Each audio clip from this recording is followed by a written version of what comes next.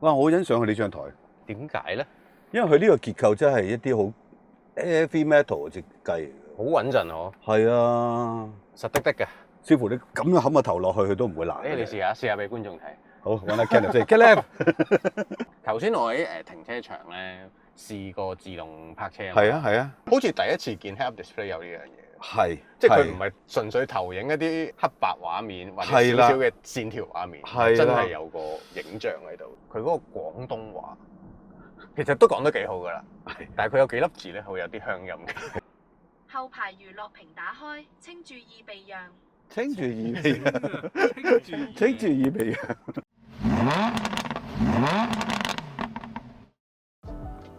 喂，文啊，你覺得小鵬係一間點樣嘅造車公司咧？好年輕，但係就好 detail，我思而有少強迫症嘅車廠。我覺得係嗱，科技行頭啦，係啊，但係好似慢慢佢哋都開始玩 luxury。係。今日我哋試呢部咧，就係最新嘅2026版 X9啊！我諗係佢哋最豪華，所有設備擺晒落去嘅一部車。今次嘅 update 有啲咩咧？我哋慢慢話俾你聽。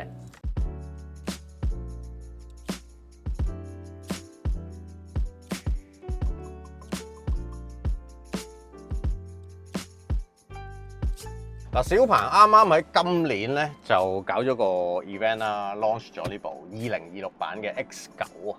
咁你話佢最新一代有唔係，但係當中其實都好多 update 嘅。第一個感覺坐落嚟，唔知點解，我覺得比起之前我哋試嗰個版本咧，好似豪華咗靚咗。係咯，啲細緻位好似做得靚啲，啲用料又好似靚啲咁。頭先你話連閂門個聲都細咗。係啊。我諗佢係呢啲細節上做一啲 fine tune 啦，同埋而家咧前排、中排都係用晒 Nappa 皮啦，所以呢張凳啊真係坐得幾舒服。呢個可能係主要原因，你覺得好大個質感好大改變。係啊，即係你摸落去、揩落去，唔同晒咁嘅。同埋功能上一定係我哋而家坐緊呢兩個位係最多人玩嘅，有晒嗰啲 zero gravity 啊、按摩、通風、冷暖、電動乜都有㗎啦。咁佢而家連呢個腳墊咧都有發熱功能，即係成張凳都可以暖嘅。咁其實前排咧都有通風同埋加熱嘅，今次後排都增加埋加熱。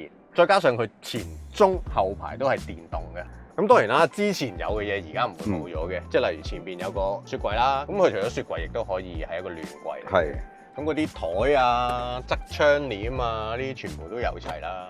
其中一個就係呢個大芒啦，斜啲又得，再斜啲又得。咁我諗係可能你攤咗喺度睇嘅，咁咪要就我個角度咯。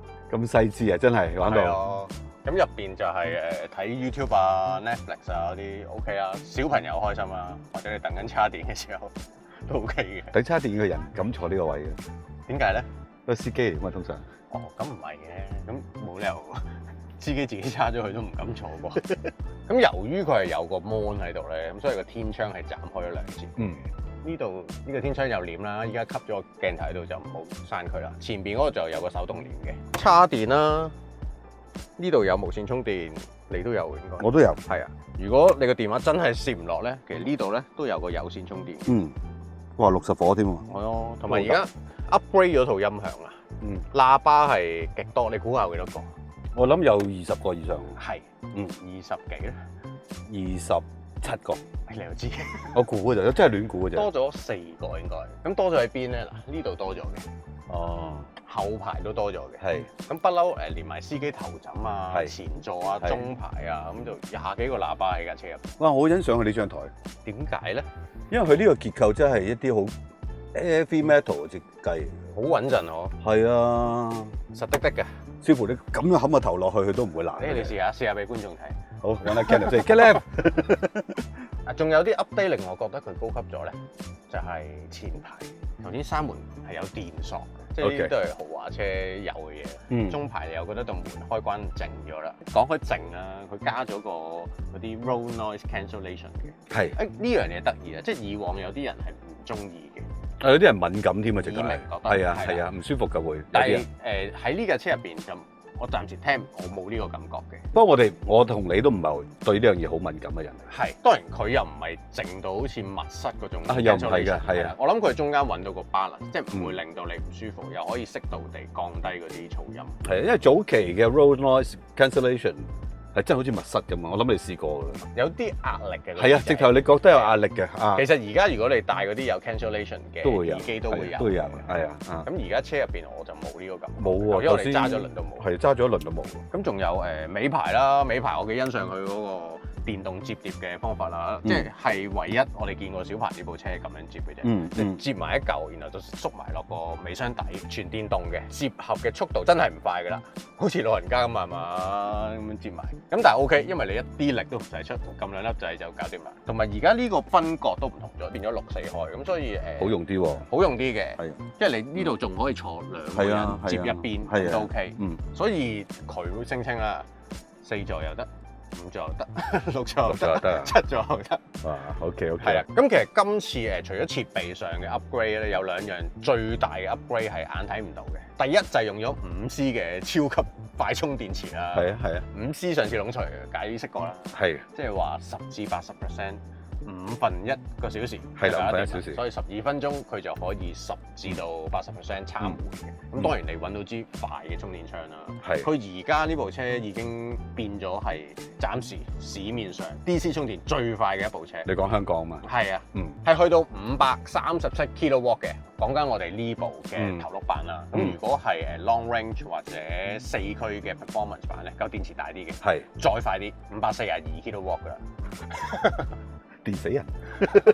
充電技術咁快真係唔簡單啊！除咗800伏之外，係啊，其實成個線路嗰個降溫啊、溫度控制啊，都好緊要嘅啫。係，但係我諗我哋已經踏入緊呢個時代㗎，一個超快充嘅時代。咁另一樣睇唔到嘅就係嗰個最新嘅圖靈 AI 芯片啦，即係 upgrade 咗成個處理器。大家唔好誤會，係個車機快咗喎，係唔關車機事嘅。即係車機係另一個晶片嚟嘅，係 Snapdragon 嘅。圖靈 AI 芯片就係控制成架車嗰啲 AI 系統啦，駕駛輔助啦、安全啦、自動泊車啦，同埋底盤控制啦，係啦，避震機啦，即係係啦。咁呢啲嘢全部都係要經過運算㗎嘛，因為成架車上面講緊係有3個雷達、12個超聲波 sensor， 再加12個鏡頭。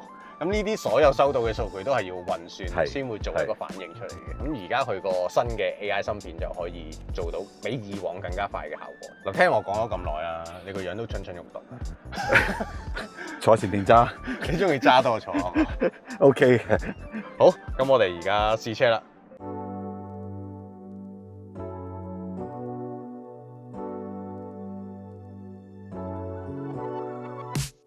喂，成架車都係電，唯一一個唔電嘅就係呢個，唯一一個破綻，就係個軚柱。點解唔係呢個都電埋咧？下次可能留翻少少嘢，冇嘢再 upgrade。如果唔係，哇！呢個 Head-Up Display 睇埋倒車鏡頭好勁啊！係啊，呢個新嘅 Head-Up Display 好用啊！呢個首先畫面好大啦，佢有幾個版面可以揀，有導航畫面，又有啲可以睇到路況嘅畫面啦。我覺得最過癮真係個後波。頭先我喺停車場咧試過自動泊車，係啊，好似第一次見 Head-Up Display 有呢樣嘢，係，即係佢唔係純粹投影一啲黑白畫面或者少少嘅線條畫面，真係有個影像喺度。唔知點做到，因為玻璃好多條件限制喎，其實反光啊，各樣嘢啊，哇！咁呢個係新鮮嘅，咁遲下咪可以成條都係，可能得。頭先我咪話喺停車場試過自動，係。咁其中一個體驗就係真係快嘅。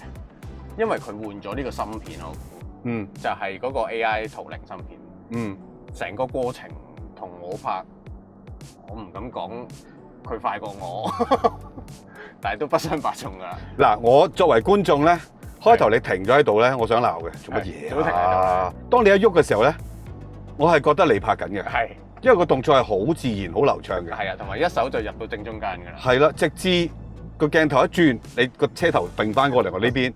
你雙手揸住個 mon， 我解釋下點解我停喺度咧，因為開頭我唔識玩啊，佢有好多個車位佢認到，咁我就咁撳咗泊車，咁佢就揀咗另一個我唔想泊嘅位，咁我又停翻低，再揀翻我要嗰個位咯。暫時都係得小鵬可以做到手機直出直入嘅車位，嗰個遙控泊車係啦，仲係得佢做到啫，暫時香港。係，其實我諗技術上咧，好多車廠都有，係即係硬件上，但係以我哋所知，其實係一啲申請上啊、法規上、配合上，即係車廠肯唔肯配合香港嘅法例去做一啲 tailor-made 嘅 program 咧？係。咁呢個都要好大成本嘅。係。小鵬就係唯一做咗啦，運輸署認證咗嘅一個牌子啦，暫時。係。咁其實而家 update 埋啲晶片啊，所有鏡頭 sensor、雷達之後咧，佢係 capable 可以做到接近 L4 嘅呢種駕駛嘅。OK。咁當然啦，科技係比法例行得前嘅，即係香港幾時可以做到呢樣嘢咧？唔知，但係佢已經 ready 㗎啦。而家我哋試呢部咧係前驅嘅普通版。咁其實而家 X9 有3個版本嘅，前驅普通版啦，前驅嘅 Long Range 版啦，電池會稍為大啲嘅，110度電，然後仲有個都係大電池嘅 All-Wheel Drive Performance 版，咁呢個係新增嘅，之前係冇4驅版噶嘛。咁我哋試呢個版本咧，電池94.8度，可以行到嘅 range 咧535公里。咁以一架咁巨型嘅車嚟講，我覺得都 OK 啦。都 OK。但係你揀 Long Range 版咧，就超過600公里。同埋講緊嘅都係 WLTP 喎，唔係 CT 咩，即係唔係大陸嗰隻啦。唔係 CLTC。係啦。其他規格係比較嚴嘅 WLTP 嚟嘅。喂，頭先我哋提到個 noise cancellation 咧。就係咁啦，係嘛？隔離呢架大貨車，我係知道喺度嘅。係舊式嗰啲咧，係連呢啲都聽唔到嘅，即係與世隔絕得與世隔絕嘅，太犀利。係啊，而家都係靜嘅，但係你都仲對外界有感覺、有感知。其實咁樣舒服啲嘅，同埋安全啲咯。係啊，安全啲嘅。喂，頭先未講完，5C 電池咧都仲有一個好處，係就係反向，除咗叉電快，放電都快。哦，佢有 V2L 㗎嘛。係。以前咧係講緊放3 kW 出嚟嘅，即係3000火啦。係啊。而家可以放6000火出嚟。哇！6000火真係勁過我屋企個電磁爐。勁喎！我雙頭爐。雙頭爐喎。每邊2800火好勁啊！加埋都唔夠6000。10幾人打邊爐喎，兩個爐。你話真係唔知啊？你可能揸去 camping 又好，或者任何 shooting 都好啊，即係我要放啲電出嚟用咧。係一個超級流動大尿袋嚟嘅，唔使再租發電機㗎啦。好啱我哋用喎，但好貴唔得。誒貴啊！冇咗1換1之後，的確所有電動車都貴。都貴咗嘅。而家我哋試緊呢部咧，799900，然後仲有2個版本啊嘛。你話係咪真係好貴咧？以佢嘅規格設備對比翻冇1換1嘅時候，同級嘅你當頂級嘅 MPV 啦。都差唔多，其實係嘅，可能仲平少少啲。係啦，咁而家唯有大家接受嘅係現實啦，因為有嗰個新嘅 AI 晶片咧，咁啊所有運作啊、安全輔助駕駛系統啊都快咗啦，反應精準咗啦。咁另一樣同安全有關嘅就係佢而家有9個氣袋啦，同埋有一個新嘅功能叫做爆胎穩定功能。嗰日我哋去發佈會睇咗條片，即係一爆胎咧，架車唔會咁樣嘅，可以繼續維持一個一定嘅速度。直行，繼續直行嘅，主要係令到爆胎之後唔會有一個突然嘅撞車風險咯。呢個好似係同佢能夠控制到個4輪轉向有啲關係。係啊，亦都 ABS 啦，所有 traction control 啦，咁樣佢可以做到呢件事啦。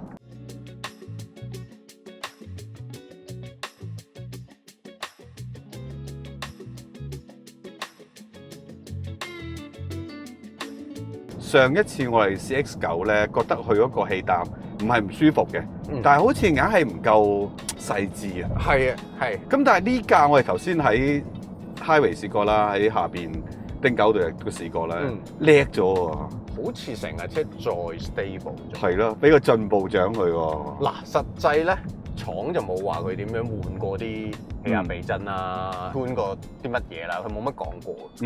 但係相信佢入邊係做咗一啲細嘅嘢，例如個計算啦，因為佢而家有嗰個 road scanning 嘅功能，即係可以望住條路啲起伏，咁佢就預先去做嗰個 damping 嘅效果啦。哦，即係好似 Benz 之前嗰個電眼嗰個功能。係嗰啲 Magic Carpet，亦都因為嗰個新嘅 AI 晶片，乜都關佢事，令到佢嗰個運算快咗，計算嗰個避震成個底盤嗰個反應亦都快咗。理論上 Air Suspension 有埋電嘅幫助，係可以不斷調配4支避震嗰個做嘢方式嘅。冇錯。如果你嘅仲係嗰啲咩286電腦嘅話，就死得啦，幾叻嘅氣膽都冇用啦。所以而家咁樣揸起上嚟咧，我感覺嗰個舒適性係舒服過之前我哋試嗰個。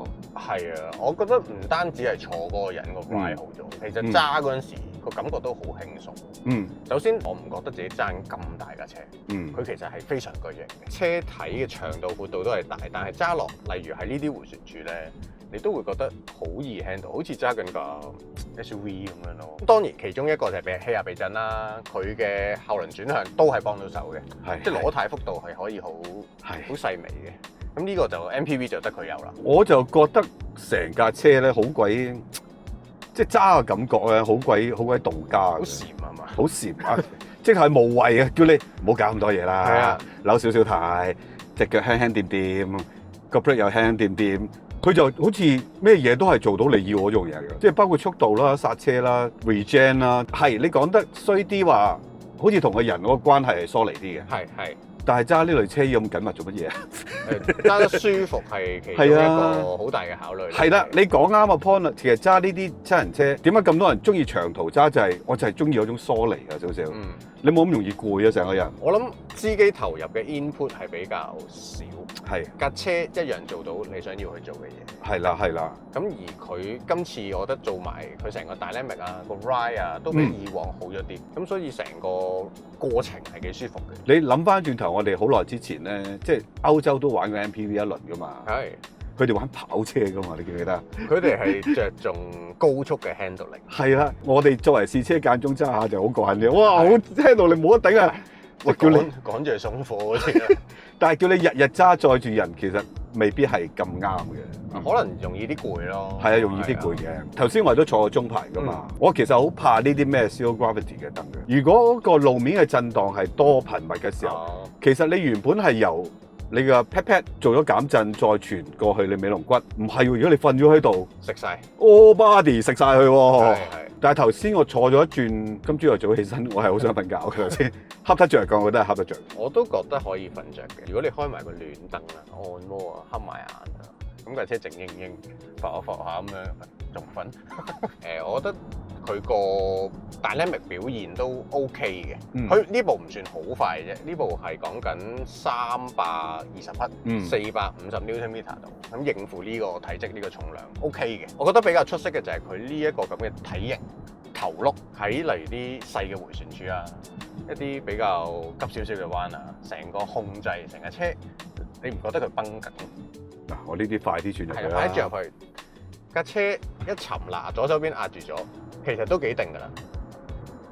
冇推頭，冇推頭，冇推頭。冇啊。係啦，冇推頭嘅。所以我覺得佢呢個 body control 係做得幾好。係嘅，四肢避震嗰個溝通能力都幾強。你覺得佢係一邊撐得幾好嘅。係啦。但係佢又唔係真係硬咗嘅喎。即係佢都會俾你沉咗落去先，跟住就穩定。不過大家記住啦，即係因為條胎本身，我哋上次都有提過。佢係用啲窄少少嘅胎嘅。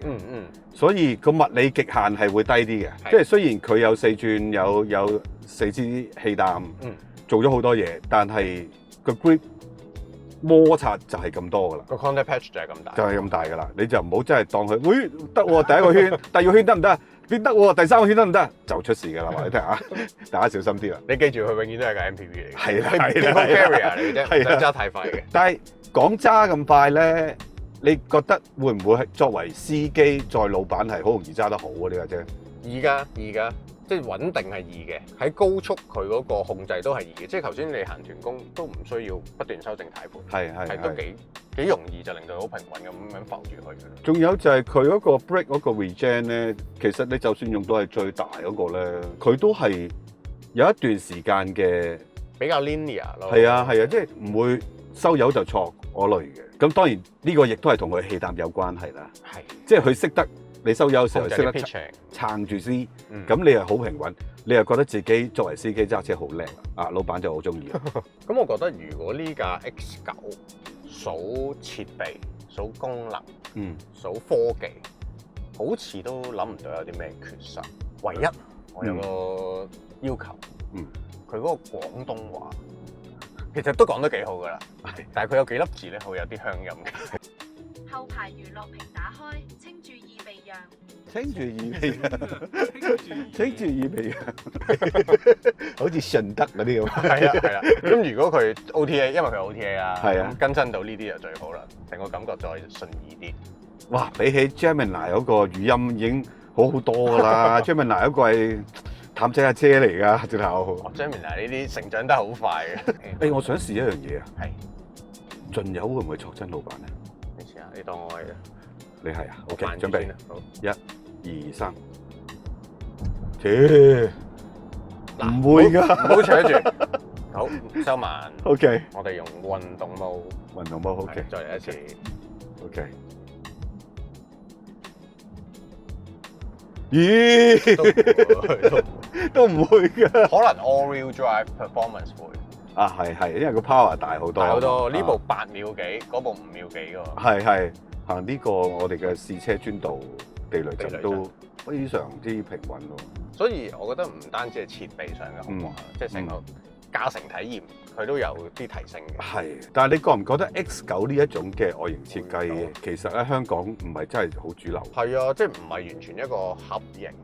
係啊，即係有頭有尾，唔係最商用 MPV 嗰種型格咯。係，我哋見慣嗰種咯。佢頭頂唔會咁高，即係你未至於可以企喺度。即係特別係你出入嘅時候，你係要烏低頭少少。係冇錯。即係唔同亞花嗰啲，你可能唔使點烏低就已經入到車。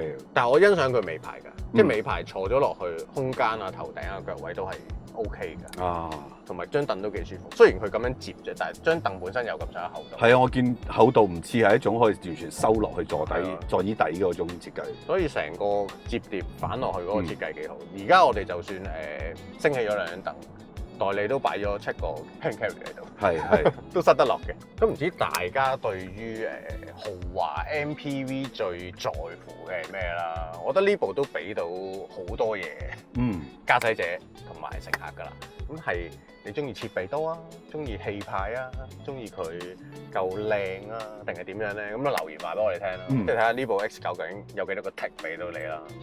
咁今日試呢部車就差唔多啦。咁如果中意我哋片嘅，記住 subscribe 啦，comment like and share，同埋多謝晒我哋嘅會員支持。點啊？係咪想玩 App？係啊。點揀啊？你自動泊車啊！嗱，呢度找到車位。找到車位。係啊，你揀一個啊。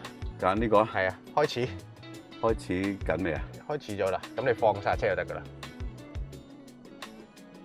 冇下令啊！唔關你事嘅，你係佢自己。我冇責任㗎。唔好撞埋標柱啊！邊有咁易啊？你信下科技啦。搞掂，收工，再見。好嘢，不過好快喎真係。係啊。